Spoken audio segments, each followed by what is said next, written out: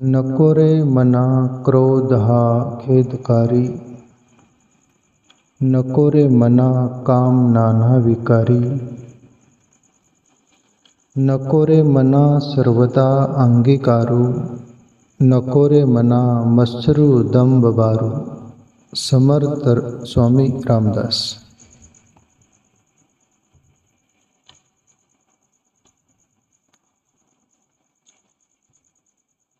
महाराष्ट्र में समर्थ स्वामी रामदास शिवाजी महाराज के गुरु, जो सभी लोग जानते हैं, बड़े वैरागी संत, और उनकी बहुत सारी बातें हैं। समर्थ स्वामी रामदास आज अपन पहला दिन ले रहे उनका, तो उनके बारे में थोड़ी जानी हुई जरूरी है। समर्थ स्वामी रामदास प्यारे मित्रों कहते कि जब ठीक प्रौढ़ रहे होंगे और कहते कि उनकी सगाई भी हो गई और शादी तक बात पहुंच गई और शादी के मंडप में भी पहुंच गए स्वामी समर्थ रामदास, जब संत नहीं बने थे उनका जीवन। और कहते कि वो शादी लगाने के लिए सब तैयारी हो गई, ब्राह्मण भी वो 7 श्लोक बोलते हैं, तो ब्राह्मण पहला श्लोक शुरू किए और फिर वो श्लोक पूरा हो जाने के बाद सावधान बोलते हैं। आप सबको मालूम है समर्थ स्वामी रामदास चौके घबर गए कि सावधान, क्या खतरा है ऐसा भाई। इधर उधर चारों ओर देखने लग गए, कोई तो खतरा है, नहीं तो ब्राह्मण ऐसा बोलता नहीं। और कहीं न कहीं ब्राह्मण मेरा भी और सबका हितैषी तो है, सावधान कर रहा है, खतरा है कुछ। दूसरा मंत्र ब्राह्मण बोलते और दूसरे मंत्र में भी ब्राह्मण वो ही दोहराता मंत्र पूरा होने पर सावधान। तब तो बिल्कुल तैयारी में हो गई कि आप 2 बार बोल दिया, तीसरी बार तो जरूरी भागना होगा, खतरा बहुत पास आ रहा है। दूसरी बार में बिल्कुल चौकन्ना हो गए। वो शादी में जो पत्नी बनने वाली थी, न उसके तरफ ख्याल, न दुनिया तरफ ख्याल, न कोई उत्सव खुशी, ऐसा कुछ भी नहीं। सन्नाटा छा गया। दुनिया को न छाया होगा क्योंकि उनके लिए वही शाश्वत है। पर समर्थ स्वामी रामदास जन्म जन्म के ऐसे संत रहे होंगे जो कि बहुत अंदर बाहर से चौकन्ने होंगे।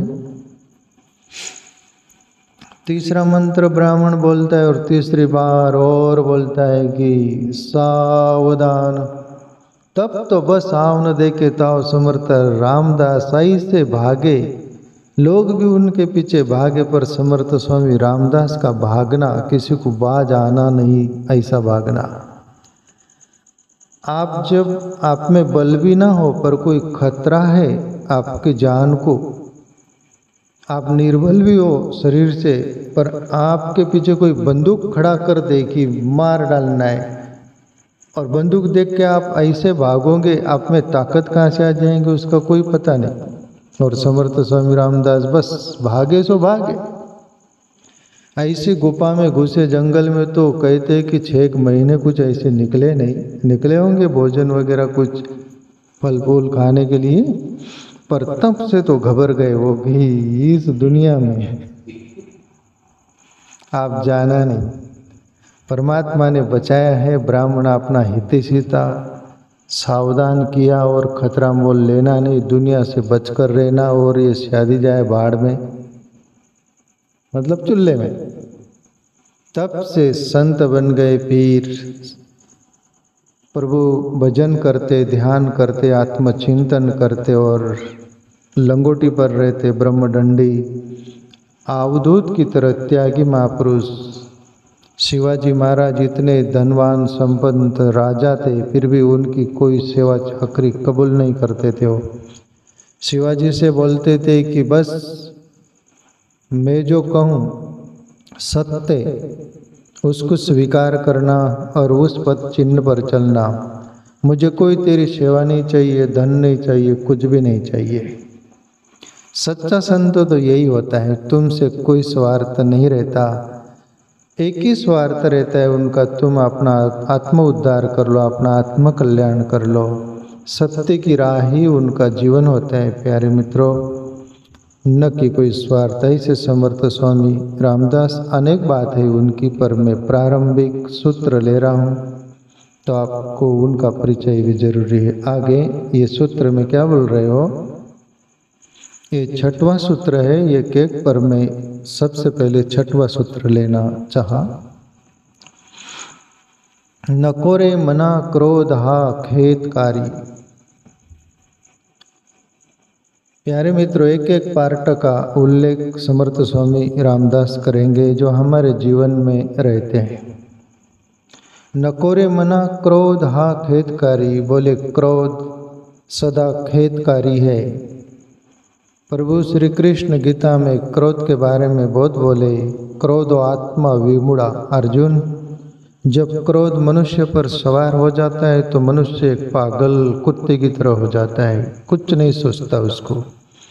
क्रोध में जो डिसीजन लेना नहीं चाहिए, निर्णय लेना नहीं चाहिए, वो ले लेता है। और फिर सहसा कर पाचे पछता ही, तेहि बुध नाई, रामायण की चौपाई है। प्रभु श्री राम लखन से बोले थे, भरत मिलने आ रहे थे तब की घटना है। लखन बोलता है कि भैया मैं बिछा दूंगा भरत कैकेयी के पुत्र को, अपने को मारना चाहता, अखंड राज करना चाहता है, मैं बिछा दूंगा। तब लखन, भरत संत है, तब राम जी के द्वारा एक चौपाई, सहसा कर पाचे पछताई, तहि बुध नाई। लखन, जो सहसा निर्णय ले लेता है फिर वो करके पछताता है, वो बुद्धिमान नहीं होता। पहली बात भरत संत है। ऐसी बहुत सारी बात, पर क्रोध में मूढ़ हो जाता है, मूर्ख हो जाता है मनुष्य, और जो करना नहीं वो कर बैठता है, जो बोलना नहीं वो बोल बैठता है, उसमें उसको सोचता नहीं। वैसे ही जैसे पागल कुत्ते को नहीं सोचता। पागल कुत्ता भागता भागता कौन आगे आ रहा है, क्या आ रहा है, किसको काटना है नहीं काटना है, कोई गणित ही नहीं हुआ।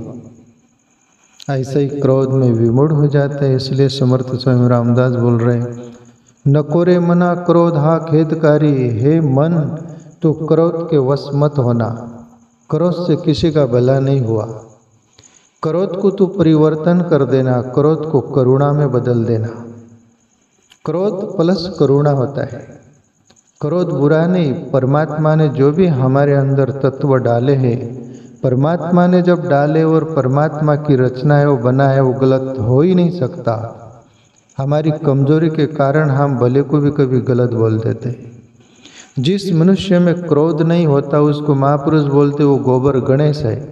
गणेश की निंदा आलोचना नहीं हुआ, पर गोबर का गणेश हो तो वो कोई चलता बोलता कोई प्रतिक्रिया क्या, जहाँ बैठा वहाँ जो बोलो फेंक दो उसको उकलने पर। गोबर कुछ बोलता है, गोबर का गणेश बना डाले तो जिंदा गणेश कुछ काम का है। जिसमें क्रोध नहीं वो प्रतिभावान व्यक्ति नहीं होता। इसलिए परमात्मा की कुछ रचना है वो, पर क्रोध को रूपांतरण करने के लिए हम में वो क्षमता है, वो कैपेसिटी है, वो दैवी गुण है प्यारे मित्रों। भजन से होगा, भक्ति से होगा, आत्मचिंतन से होगा, ध्यान धारणा से होगा, अंतःकरण शुद्ध होगा, तो वही क्रोध ट्रांसफॉर्मेशन होता है, उसका रूपांतरण, और करुणा में डाइवर्ट हो जाता है, बदल जाता है। बुरा नहीं है, पर तुम केवल क्रोध करो, लेना देना, तो फिर मन विकृत हो जाएगा। मन को दिशा देना पड़ेगा करुणा की ओर, वो बढ़े। इसलिए प्यारे मित्रों, क्रोध को बदलना हो, रूपांतरण करना हो तो प्रभु भक्ति करिएगा, नाम स्मरण करिएगा, ध्यान करिएगा, अच्छी संग करिएगा, कोई संतों की संग करिएगा, महापुरुषों की, जिससे हमारा क्रोध करुणा में परिवर्तन हो जाए। अपने मन को बोध दे रहे समर्थ स्वामी रामदास, सभी अपने मन के लिए भी बोध है प्यारे मित्रों। तो क्रोध नहीं चाहिए जीवन में बेवजह। महापुरुषों को भी क्रोध आता है, पर उतनी ही देर आता है जैसे पानी में लकड़ी हो उसको मारो लकड़ी तो पानी दो तरफ हो जाता है, पर कितना देर तक रहता है पानी वो एक हो जाता है कि नहीं। ऐसे महापुरुषों का संतों का भी क्रोध रहता है, पर वो उस अंदाज में जैसे पानी में लकड़ी मारी गई थोड़ा आट होती है, पानी इधर होता है पर एक हो जाता है। पर हम ना समझ नादान लोगों को क्रोध आता है ना तो हम गांठ मार लेते उसको, छोड़ना नहीं है ऐसा, इतनी पक्की गांठ मारते। जीवन में क्रोध भी आ जाए ना प्यारे मित्रों, क्रोध में आदमी मूड हो जाता है, पर उसको देखना गौर से क्रोध क्या चीज है। दूसरी बात समर्थ स्वामी रामदास बोलते, नकोरे मना काम नाना विकारी। काम के प्रति बोले जैसे काम क्रोध एक एक लाइन से है वो, हे मन नकोरे मना काम नाना विकारी, तो काम के चुंगल में बेवजह मत पड़ना। जो भी काम के चुंगल में पड़ा उसके वश हुआ वो राम से वंचित हो गया और जीवन का मूल्य सब कुछ खो देता है। वो काम को तू रूपांतरण करना, तेरे काम को राम तरफ मोड़ देना। ग्रस्त जीवन है प्यारे मित्रों, अपन बार बार बोलते हैं संतान उत्पत्ति के लिए तुम आध्यात्मिक जीवन के ओर तीव्रता से नहीं चल रहे तो वो एनर्जी तुम्हें परेशान करेंगी, पर औषधिवत मेडिसिन की तरह आप उसका प्रयोग करना, न कि उसके वश होकर काम ही बन जाना, वो बुरा होगा। समर्थ स्वामी रामदास उस तरफ इशारा कर रहे हैं, अपने मन को अपने मन पर से सबको नकोरे मना काम नाना विकारी, वहां से अनेक विकार निकलते हैं। नकोरे मना काम नाना विकारी, अनेक प्रकार का विकार वहां से पैदा होते। प्यारे मित्रों, काम है, नपुंसक को परमात्मा नहीं मिलता ऐसा शास्त्रों में भी आता है, ऋषि मुनि भी बोलता है, और कहीं न कहीं हकीकत भी सच है। नपुंसक में वो वीरता नहीं होती, वो सुरवीरता नहीं होती, वो प्रतिभा नहीं होती उसमें, इसलिए नपुंसक व्यक्ति को गए जो होते हैं ना, उनके लिए ये जो मार्ग है, रास्ता है, वो प्रवेश नहीं कर। इसमें तो तुम में काम की प्रगाढ़ता हो तो ही राम की ओर बढ़ सकते हो। साधक भी साधना करता है, उसका क्या होता है, ऊर्ध्वगामी वो प्रक्रिया होती है। तो काम बुरा नहीं है, गलत नहीं है। काम को अपन संसार करुणी करावा सार, मराठी तुकाराम बाबा का है, किसका है, संत का है, ज्ञानेश्वर का है, किसका है पता नहीं, बाकी है। सभी कुछ कार्य करते हुए राम की तरफ जीवन को मोड़ देना, उसका सदुपयोग कर लेना। जैसे अपन घर में कोई भी चीज पड़ी है, वस्तु, उसका अपन सदुपयोग करते टाइम टाइम पर, जब उसका काम लगता है वहाँ।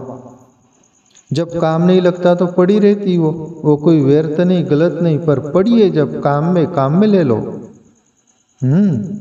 ऐसा ही काम का भी उपयोग है, दुरुपयोग नहीं है। नकोरे मना काम नाना विकारी। आगे बोले समर्थ स्वामी रामदास, नकोरे मना सर्वदा अंगीकारू, नकोरे मना मत्सरु दंभ बारू। प्यारे मित्रों, मत्सर और दंभ को सदा अंगीकार मत करिएगा।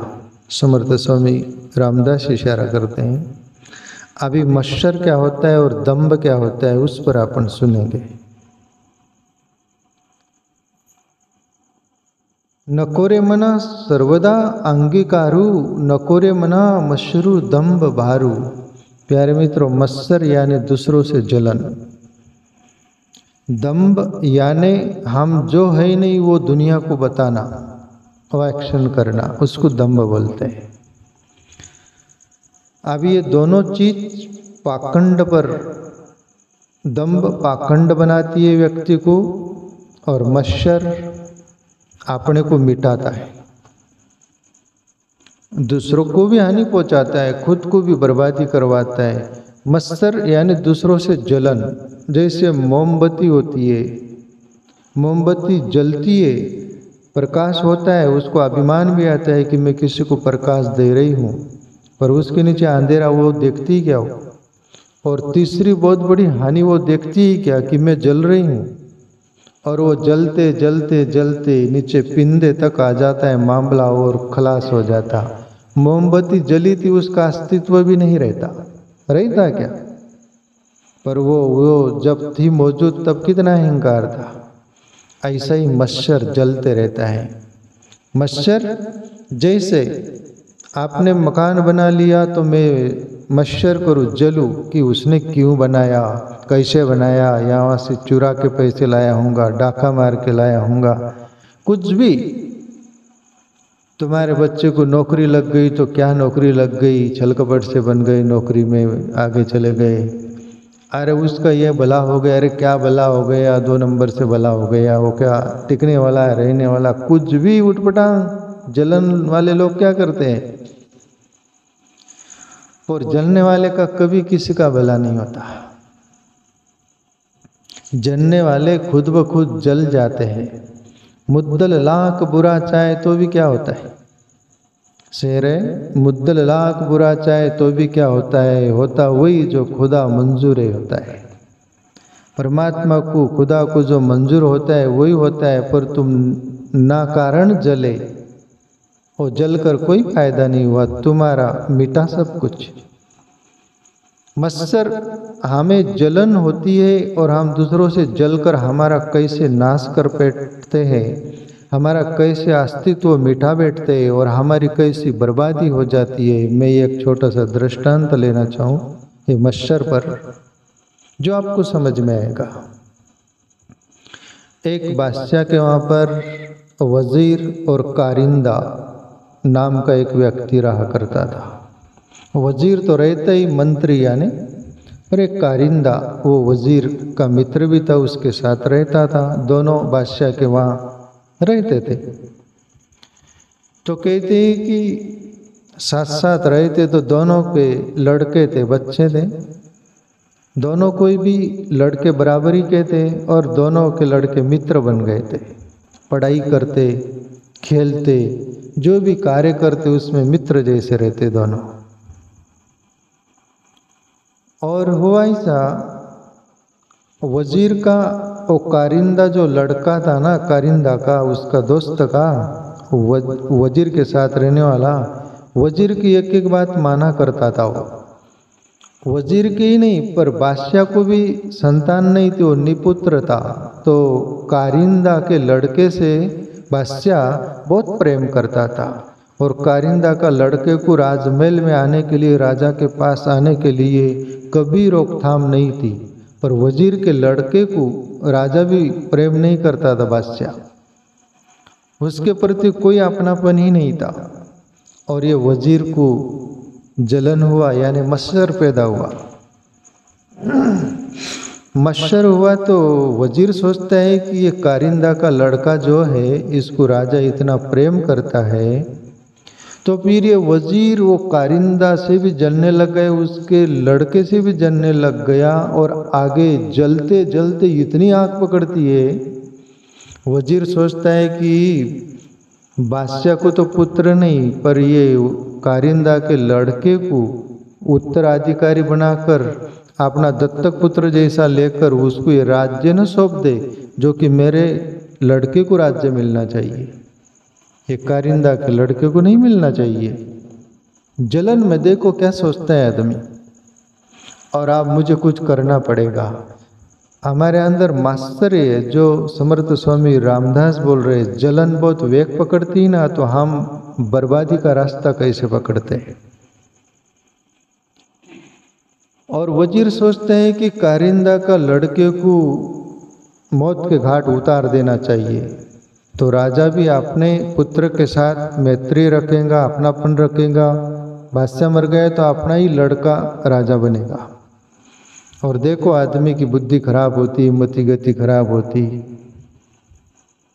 वजीर कसाई को साधता है, कसाई को बोलता है कि मैं कारिंदे के लड़के को आपके पास भेजूंगा और वो जो मैं कुछ निशानी दूंगा वो जान लेना और उसको मौत के घाट उतार देना, मैं तुमको पैसे भी देता हूँ। और वजीर वो कसाई को साध लिया, कसाई को पैसे भी दे दिया और एक कारिंदा के लड़के को एक कपड़ा दिया, जिसको रुमाल बोलते हैं ना, कुछ कपड़ा जैसा एक कपड़ा दिया और पैसे दिया कि जा वो कसाई से गोश्त लेके आ जा, यानी मांस। कारिंदा का लड़का गया और वो ही दुकान बोला था वहीं जाना, कसाई को पटाया गया था। और बीच में कसाई के दुकान की इधर वो कारिंदा का ये वजीर का लड़का खेल रहा था कोई खेल, दोनों दोस्त ही थे। वो कारिंदे के लड़के से वो वजीर का लड़का खेल रहा था, वो बोला तू मेरा डाव खेल, मैं गोश्त लेके आता हूँ, ला मेरे पास वो रुमाल जो होता है वो और पैसा। और वो वजीर का लड़का पैसे ले लेता है, वो रुमाल जो था वो ले लेता है, जो कपड़ा था।